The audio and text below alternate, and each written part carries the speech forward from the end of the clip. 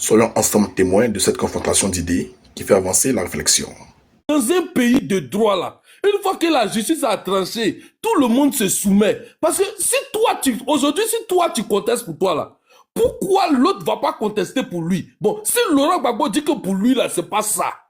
Bon, et nos parents qui sont en prison, et les jeunes qui sont en prison, pourquoi eux, ils doivent accepter pour eux? Ah, mon frère, il y a des innocents en prison, hein.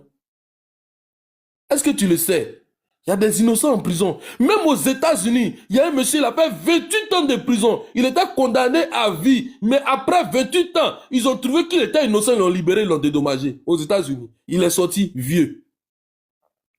La justice peut se tromper, mais c'est la justice. Si on veut construire un État fort, un État où tous les citoyens vont se sentir à l'aise, il faut que chaque citoyen respecte les décisions de justice.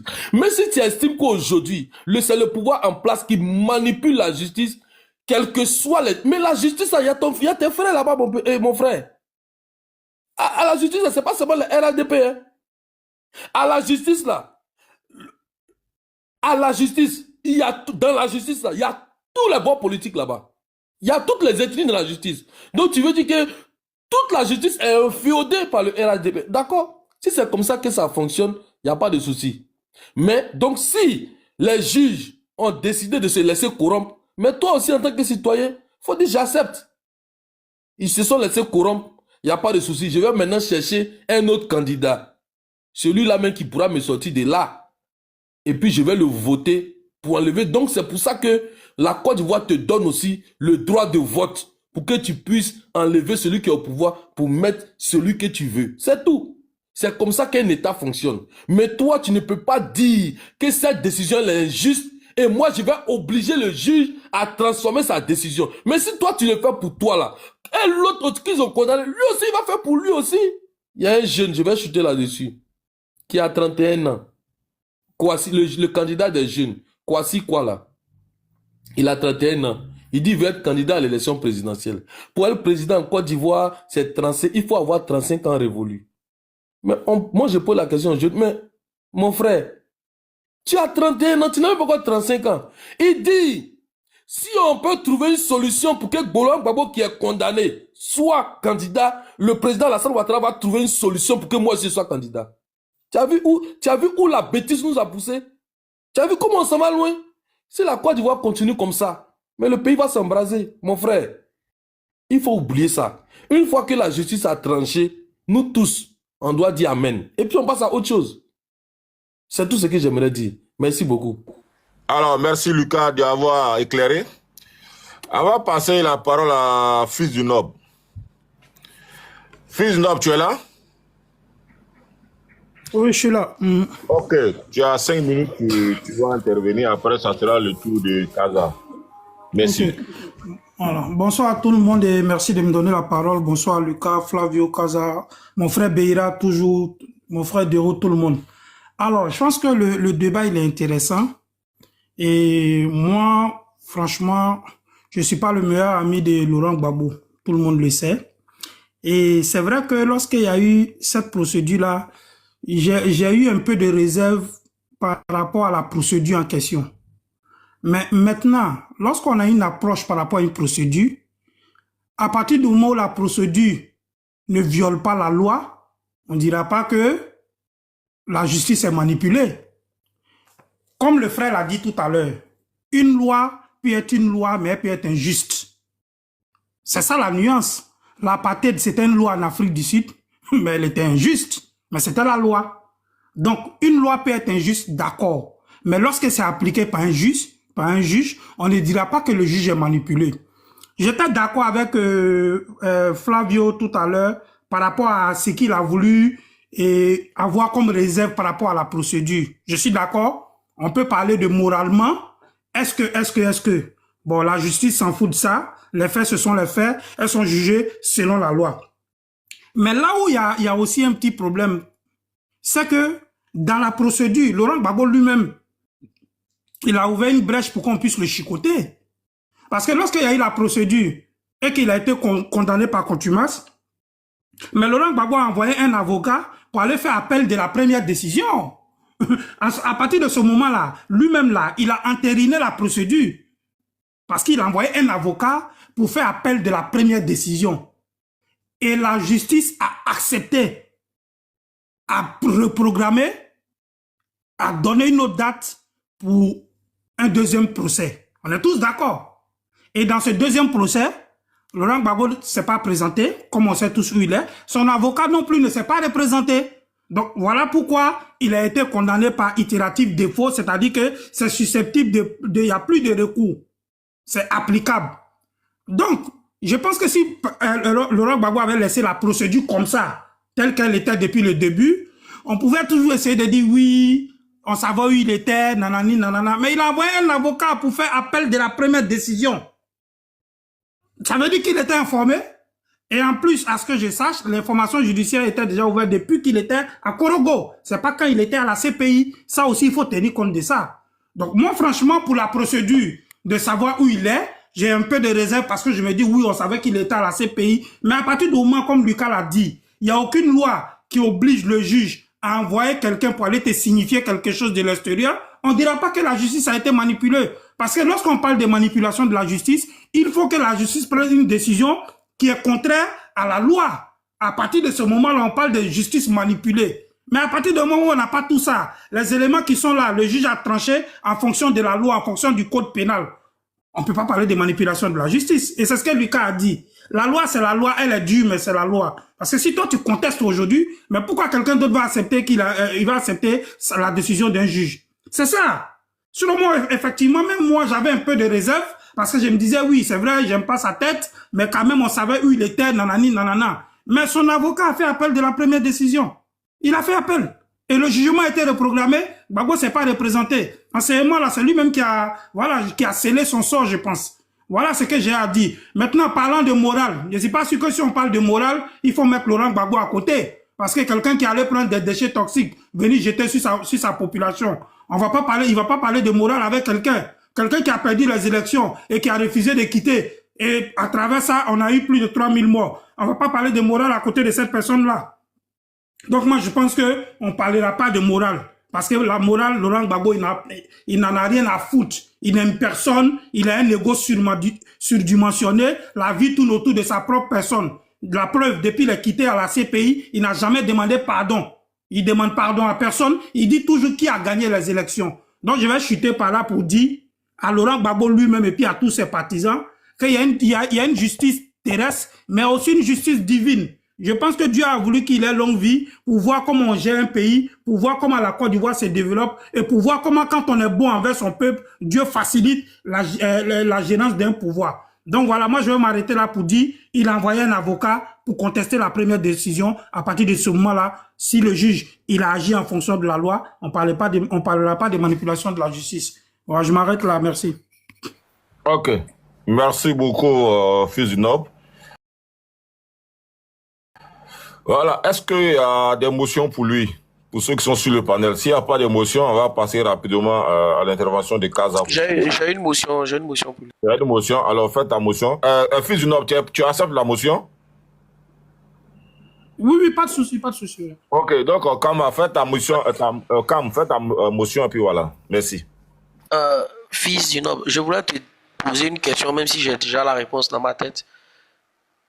La phrase que tu dis, Gbagbo Laurent a envoyé un avocat pour faire appel de la décision, de la première décision, comment on appelle ça, en première instance. Est-ce que c'est vrai? Tu es vraiment sûr de ce que tu viens de dire qu'il a envoyé un avocat pour faire appel? Et de deux, deuxième question. Est-ce que Gbagbo a été jugé par défaut ou même par contumace? Parce que c'est deux choses différentes déjà. Ok, bon, déjà la décision finale du jugement de Gbagbo, c'est itératif défaut. Itératif défaut veut dire quoi? Tu as demandé à ce qu'on reprenne un procès. On a repris, tu n'es pas venu. Point. Donc, je n'ai même plus à te répondre sur ta première question pour savoir si... J'arrive, je suis en train de te répondre. Voilà, c'est-à-dire que, déjà pour te dire, oui, Gbagbo a envoyé un avocat pour contester la première décision. Il a envoyé un avocat, j'ai oublié son nom, je ne sais plus son nom là, mais il a envoyé un avocat pour contester la première décision. Sinon, il ne serait pas condamné par itératif défaut. Parce que itératif défaut veut dire Tu as contesté une première décision en première instance. On a repris le procès et tu n'es pas venu. C'est pourquoi tout à l'heure, Lucas vous a dit d'apprendre. Moi, je ne suis pas juriste, je n'ai jamais fait le droit, je n'ai jamais même fait les études supérieures, mais ça, c'est basique, je le sais. Quand on parle d'itératif défaut, c'est parce que tu as contesté une première décision et que tu t'es pas rendu à la deuxième date qui a été programmée. Voilà ta réponse. Itératif défaut, ça veut dire que tu as été condamné d'abord par défaut. Et c'est différent d'être condamné par contumace. Mais Bon, c'est un abus de langage hein, qu'il a voulu, sinon t'inquiète, il a dit. Moi, c'est ce que je, voilà, c'est ce que c'est un abus de langage, c'est ce que je voulais te dire. Il a été condamné par défaut. Même, par défaut, là, ça veut dire que. Attendez, fermez-vous Siam, le s'il micro. te plaît. Siam, s'il te plaît. Oui. Ne faites pas, il faut pas essayer de truc. Itératif défaut, c'est vrai que ça veut dire que tu as déjà été condamné par défaut, mais ça veut dire que tu as fait opposition à la condamnation par défaut. Parce que si tu ne fais pas opposition à la condamnation par défaut, il n'y a pas de condamnation par itératif défaut. Par itératif défaut, c'est ce que j'ai dit. Voilà. Donc on ne peut pas te condamner par défaut. Attends, on ne peut pas te condamner par défaut. Sans opposition, et puis on te recondamne encore par itératif défaut. Ça sert à quoi? Ça sert à rien. Justement, quand on te condamne par défaut, franchement, c'est compliqué. Hein. C'est comme tu dis, quelqu'un, on l'a condamné en première instance, il n'a pas fait appel, et puis on le condamne encore en appel. Ça veut dire quoi? La cour d'appel le condamne pour quoi? Le nom de l'avocat, c'était Maître Maintenant. Maître Maintenant. C'était Maître Maintenant. C'est la même chose. Mais je crois que celui qui a fait opposition, ça doit être... S'il vous plaît. Attendez. Bon, c'est bon. Parce que tout le monde fait motion en même temps. C'est difficile. Non, moi, il y a une motion. Mais arrêtez d'ouvrir vos micros et écrivez motion en bas. C'est ça, ça devient de la cacophonie. Chacun ouvre son micro pour dire motion. Ah. Ok, Siam, continue de gérer le panel. Si c'est pas la parole était à qui? Je peux, s'il vous plaît, quand tu coquais, est-ce que je peux expliquer? J'ai dit arrête d'ouvrir ton micro. Laisse, on te donne la parole. Ou bien tu écris en bas motion. On va te donner la parole. Arrêtez d'ouvrir votre micro. Fils du noble, il faut chuter. Je crois que c'est toi qui parlais. Il faut chuter, on va passer la parole. Laissez la motion. Voilà, donc je chute par là. C'est ce que je disais tout à l'heure. Pourquoi tu sois condamné par itératif défaut? C'est parce que tu as contesté la première condamnation en première instance par défaut. Le débat n'a même pas lieu d'être. C'est pourquoi je te dis, j'ai pas besoin de répondre à ta première question pour savoir est-ce qu'il a envoyé un avocat pour contester. Bien sûr, c'est Maintenant. Il y a quelqu'un qui l'a écrit tout à l'heure. Le nom m'échappait. Donc, informez-vous, renseignez-vous. C'est vrai qu'on est en politique. On peut mettre un peu de la mauvaise foi, mais voilà, on va pas refabriquer l'eau chaude, quoi. Voilà. Je m'arrête là. Merci, on descend, hein. On descend à Derou.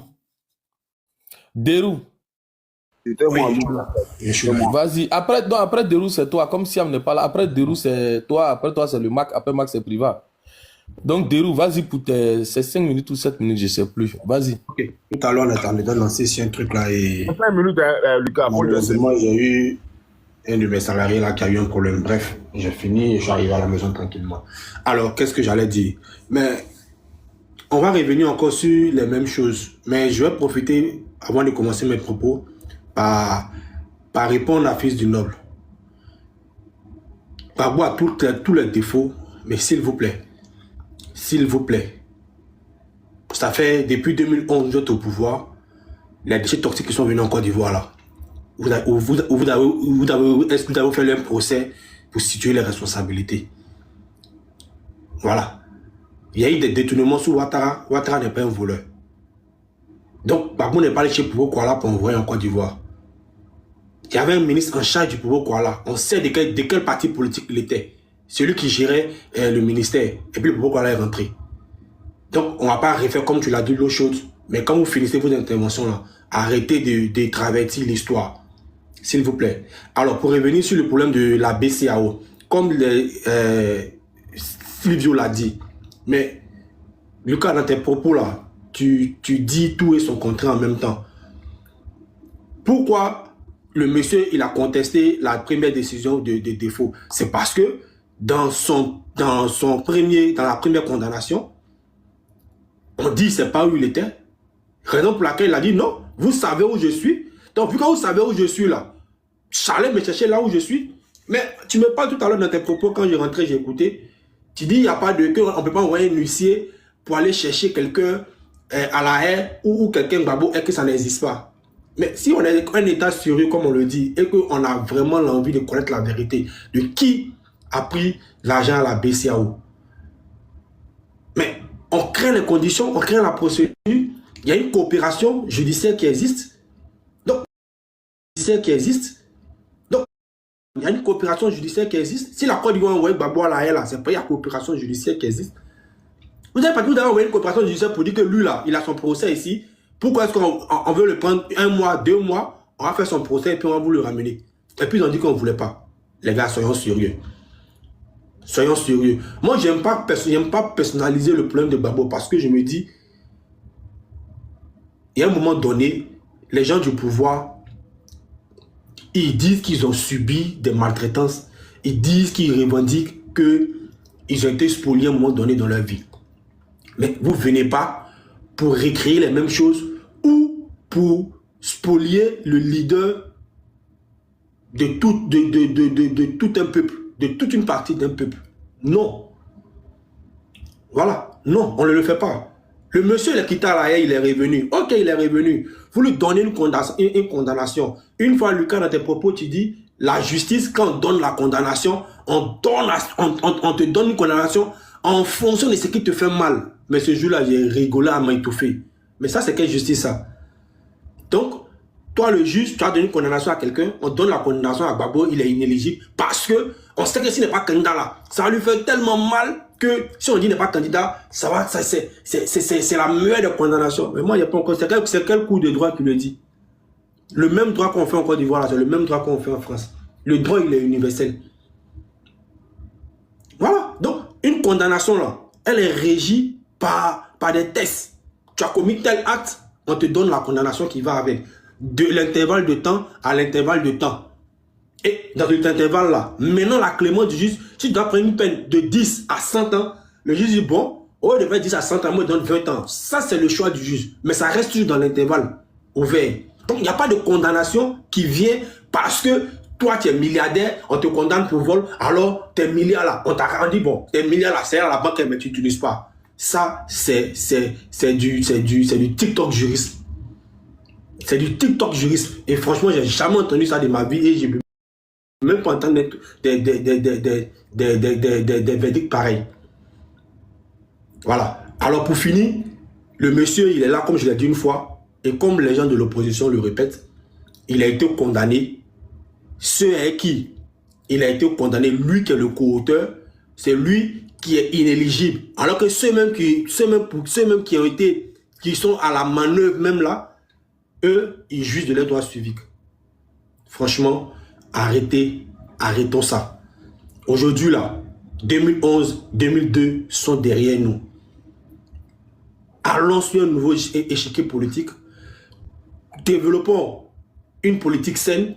Et qu'aujourd'hui, là, quand moi j'écoute les gens du RDA, ils me disent, mais tout le monde est unanime en Côte d'Ivoire qu'il n'y a pas une bonne élection en 2011. Monsieur Dero, s'il vous plaît, tu as 30 secondes pour chuter. Merci.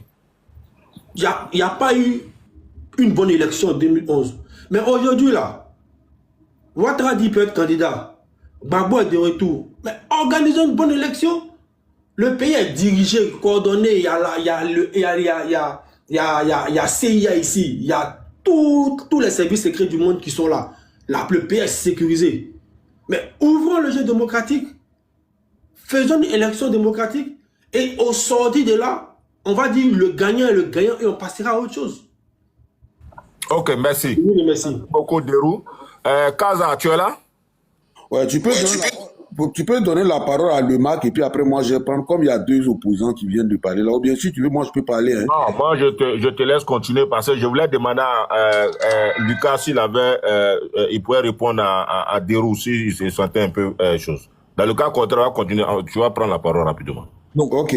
J'avais une question pour Derou, j'ai écrit 2 motions, mais c'est vraiment une question simple. Il a dit quelque chose, je voulais juste qu'il nous précise. Il a dit qu'on est le ministre qui était impliqué. Juste qu'il précise ça. Il va juste préciser quel ministre qui était impliqué dans l'affaire déchets toxiques. Le Mac. Oui. Tu auras ton temps de parole. Non, c'est une question. Ça me permet de répondre, mais il dit qu'il y a un ministre qui était impliqué, qui était d'un parti. Je veux qu'il précise c'est quel ministre. Juste qu'il précise c'est quel ministre et tout. Et juste qu'il précise. Ok, monsieur Derou. On ne peut pas dire des choses comme ça ici. Nous, on est en Côte d'Ivoire, on a peur. Va sur Google. Cam, je t'ai dit de ne pas ouvrir ton micro. On va te descendre. Hein. On n'aime pas l'ordre. Il faut arrêter. Il faut arrêter d'ouvrir ton micro. Non, faites-le remonter, s'il vous plaît. Qui l'a fait descendre? Qui l'a fait descendre? C'est Beira? Je sais pas. Lucas, tu as formé tes modos là, ils sont rapides, hein? Ils sont rapides. Je n'ai pas encore dit qu'il y a tes dessins, les gars descendent. Ils l'ont déjà jeté. Non, c'est pas moi. Derou, tu peux répondre à la motion de l'autre rapidement? J'ai oublié le mot du ministre. Je sais que ça doit être un ministre des gars des forces nouvelles là. Je suis en train de taper sur, je suis en train de sortir de là pour taper sur truc pour avoir le nom du ministre. Le ministre qui gérait le ministère et puis le bateau. Quel ministère? Parce que tu as dit ministère propos Guala, il n'existe pas. Donc c'est quel ministère exactement et quel est le nom du ministre? Tu sais ce que je veux dire. Ok, tu connais pas le nom du ministre. Le bateau il est rentré là, il y a un ministère qui gère le port, non? Anaki Kobena. Anaki Kobena, voilà. C'est pour ça que lui a posé la question. Il a dit force nouvelle. Il est en train de mentir. Donc, qui gérait le ministère? C'était quoi le nom du ministre et c'était quel ministère? Il connaît pas. Ok, merci. On a compris. Merci. Je dit tout à l'heure que j'essaie de taper, je n'ai pas le nom du ministre. Je me rappelle. Derou, c'est compris. Le nom du ministre a été dit déjà, on s'est déjà compris. Merci pour votre chose. Calmez-vous, on va aller doucement avec. Kaza, tu as la parole à 5 minutes. Merci. Ok, merci beaucoup. Lucas, ça va? Tu t'es remis de tes émotions? Dieu merci.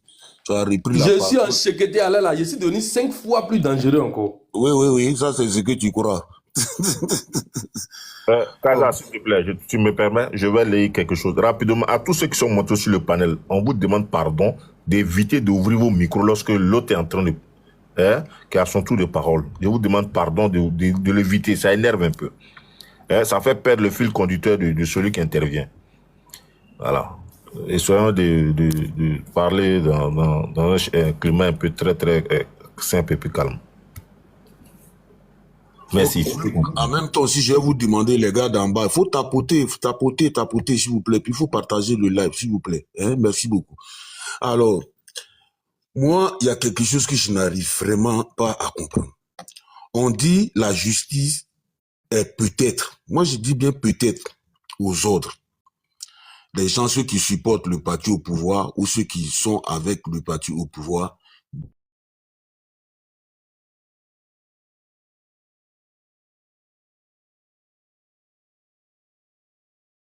on peut dire déjà, c'est la loi. Il a été condamné à 20 ans de prison. Par voie de conséquence, cette condamnation-là envoie la CPI la CEI a rayé son nom sur la liste électorale. Moi, je considère ça, je considère ça comme une peine accessoire. Mais comment se fait-il que le monsieur parce que être condamné pour 20 ans de prison, moi j'estime que c'est quand même un crime grave. Quelqu'un est condamné à 20 ans de prison. Il n'est même pas sous bracelet électronique. Il n'est même pas inquiété. Pire, l'État de Côte d'Ivoire met à sa disposition en tant qu'ancien président de la République des gendarmes pour le surveiller. Pour le protéger, pardon. Parce que si on dit pour le surveiller, c'est comme s'il était en prison. Non, mais pour le protéger. Il continue de toucher son allocation viagère d'ancien président de la République. Mais pourquoi la partie politique de cette affaire, de cette condamnation de M. Laurent Gbagbo, on n'arrive pas à régler ça? C'est ce que nous autres, nous ne comprenons pas. Soit vous appliquez la totalité de la peine, il va en prison et son nom ne va jamais être sur la liste électorale parce qu'il est condamné et c'est la loi, ou bien vous remettez son nom sur la liste électorale et vous le laissez libre comme vous le faites en ce moment. Le dire là, mais ce n'est qu'une logique. Et M. Laurent Gbagbo n'est pas le seul dans ce cas. M. Blé Goudé, il est pareil, dans le même cas. Il est condamné à 20 ans. 0 heure, 0 seconde, 0 minute en prison. Il est libre de tout mouvement, mais son nom n'est pas sur la liste électorale. Quand on dit pourquoi son nom sur la liste électorale, on nous dit non, Monsieur, il a été condamné et c'est la loi qui le dit. Dès l'instant que tu es condamné par rapport à certains crimes ou délits, ton nom doit être sur la liste électorale. Moi, je considère que ni monsieur Laurent Gbagbo, ni monsieur Blé Goudé sont condamnés. Ils se sont libres de leur mouvement. Et comment est-ce que dans un braquage, si tant est que c'est le cas, dans un braquage, celui qui est défini comme l'auteur principal, zéro condamnation, il a été amnistié ou je sais pas quoi, son nom est sur la liste électorale. Mais comment se fait-il que son co-auteur, lui, il a une autre condamnation? Non. Ce n'est pas possible. Dans aucune justice au monde, ça existe. Quand on vous arrête en France, on dit par bande organisée. Bande organisée là, vous prenez les mêmes peines. Maintenant, celui qui est déterminé, celui qui est identifié, pardon, en tant que l'auteur principal là, il prend plus que les autres. En Côte d'Ivoire, non, ça n'existe pas. En Côte d'Ivoire, celui qui est identifié comme l'auteur principal, il est libre de tout mouvement, il est sur la liste électorale, il peut aller même se présenter, il peut être candidat, et ses co-auteurs, eux, ils n'ont pas le même traitement. Donc, soyons sérieux, la justice est vraiment aux autres. Peut-être que la justice est aux autres pour qu'on ait Katina. Pourquoi qu'on dit la justice aux autres là? C'est vous ceux qui vous plaignez. Peut-être que nous pensons que la justice est aux autres pour qu'on ait Katina. Puisqu'il est l'auteur principal et n'a pas été condamné. Il est l'auteur principal et n'a pas été condamné. La justice en Côte d'Ivoire a été toujours aux ordres. Voilà. La justice en Côte d'Ivoire, autant de Fou-Bani était aux ordres, autant de Bédié était aux ordres, autant de Guéhi, il a fait une année scolaire à la tête du pays. La justice était aux ordres. Là, autant de Gbagbo, pareil. Donc je ne vois pas comment est-ce que ça peut changer au temps du président Ouattara. On est dans un pays, et je vais chuter par là, où on est en train de nous faire croire que à part le président du RHDP, tous les autres présidents des partis significatifs sont des brigands, des voyous. Monsieur Laurent Gbagbo, 20 ans de prison. 20 ans de prison, il faut avoir commis des crimes assez graves pour avoir une telle peine. Monsieur Blé Goudé, pareil. Monsieur Guillaume Kigbafori Soro, pareil. Et tout dernièrement, la justice a encore condamné un certain monsieur Thiam. Et là encore, on nous donne toujours des explications. Non, c'est pas par rapport à sa nationalité qu'on l'a condamné. Non, ce n'est pas par rapport à sa nationalité. Mais c'est par rapport à quoi? C'est par rapport à quoi? Pourquoi vous voulez nous toujours faire des gymnastiques intellectuelles pour venir expliquer ce qui est simple? Pourquoi vous voulez expliquer des choses autrement que tout simplement? On dit la nationalité les papiers avec lesquels Thiam s'est inscrit sur la liste électorale là, c'est parce qu'il n'était pas ivoirien à ce moment-là. Donc pour être ivoirien là, qu'est-ce qui détermine l'ivoirité? C'est sa nationalité. Mais non, le RHDP va venir nous expliquer encore. Non. C'est pas par rapport à sa nationalité, c'est par rapport à son éviction sur la liste électorale. Mais le motif là, c'est quoi? Le motif, c'est quoi? C'est parce qu'il n'est pas, vous dites qu'il n'est pas ivoirien à cette période. Casio. Et quand on... Casa, s'il te plaît, t'as 30 minutes pour chuter. 30 secondes, pardon. Merci. Bon, donne-moi 30 minutes là, je prends. Non, pardon. Donc voilà, je vais chuter effectivement par là pour dire que nous, selon notre analyse à nous, mais pas l'analyse de maître, mais nous, notre analyse à nous là, nous disons que la peine là, on ne peut pas appliquer une peine à moitié. On ne peut pas appliquer une peine à moitié. Soit M. Laurent Gbagbo, vous le mettez en prison. Là, on voit la cohérence de vos agissements. Et puis, on n'en parle plus. Mais si vous le laissez en liberté, remettez son nom sur la liste électorale. Idem pour M. Charles Blé Goudé. Merci beaucoup. Merci. Sam, est-ce que je peux avoir 2 minutes? Oui, tu as 2 minutes alors. C'est toi-même qui dois... J'ai demandé aussi une motion après Lucas. Non. Ok, sans faute. Ok. Tu sais, Flavio, revenons aux fondamentaux. Moi, c'est Casa. Il faut pas être Casa. Casa, revenons aux fondamentaux. Casa, la prison là, ce n'est pas la règle. Dans un État, de droit, la prison n'est pas la règle. La prison, c'est l'exception. Quand on te met en prison, là, c'est pour te sanctionner. Moi, j'ai l'impression que pour vous, la prison, c'est un jeu. C'est-à-dire, quand tu es condamné, automatiquement, tu t'en vas en prison. C'est écrit où? Donc, si tu es condamné, automatiquement, tu dois aller en prison. C'est quoi l'aménagement de peine? Kaza, ouvre ton micro, il faut m'expliquer. C'est quoi qu'on dit aménagement de peine là? Ça sert à quoi?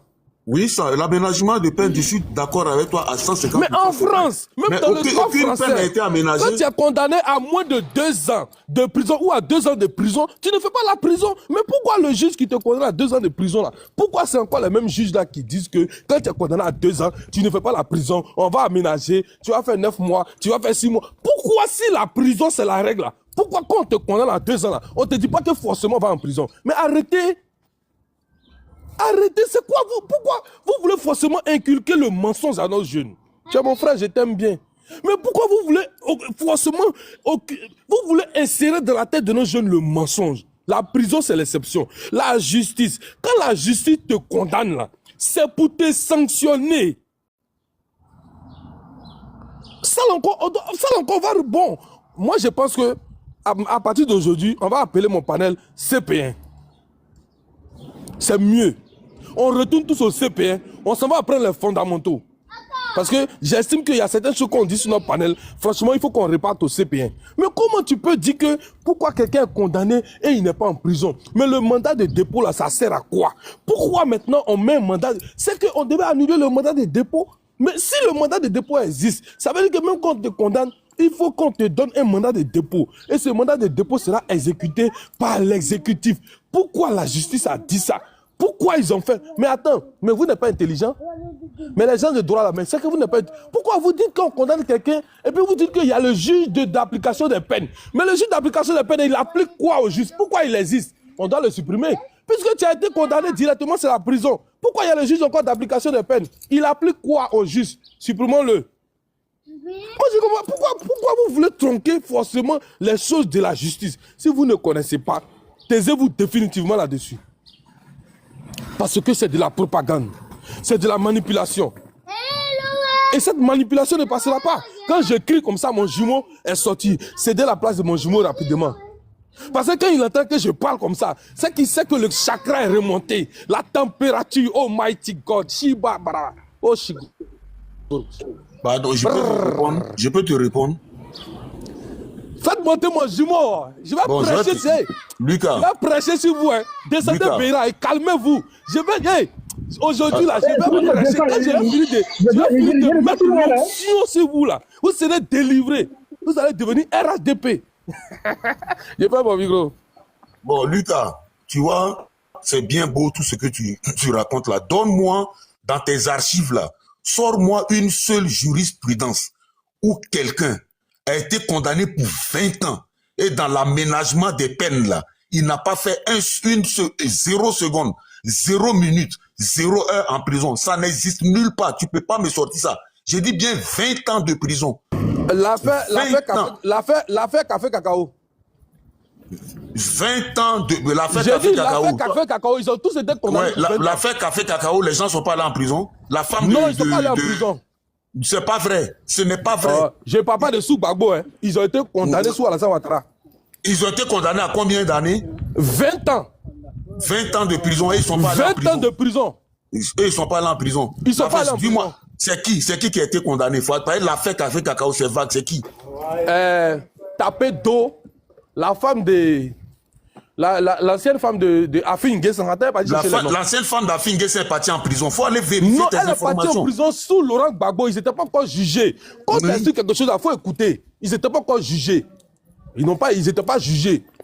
Ils étaient sous mandat de dépôt pendant que la procédure suivait son cours. Donc c'était en instruction. Mais quand c'est en instruction, là, on peut te mettre sous mandat de dépôt. Ça ne veut pas dire que tu es en prison. Maintenant, lorsque tu es condamné, on va réduire le temps de ton instruction où tu étais sous mandat de dépôt de ta peine. Donc, si tu as fait 1 an d'instruction, c'est 6 mois renouvelables 2 fois. Donc, ça te fait 1 an, 6 mois. Donc, ça te fait 18 mois. Donc, si ça te fait ça, on va maintenant enlever les 1 an de ta condamnation de 5 ans. Et puis, tu vas faire 4 ans de prison. Et puis, tu vas sortir.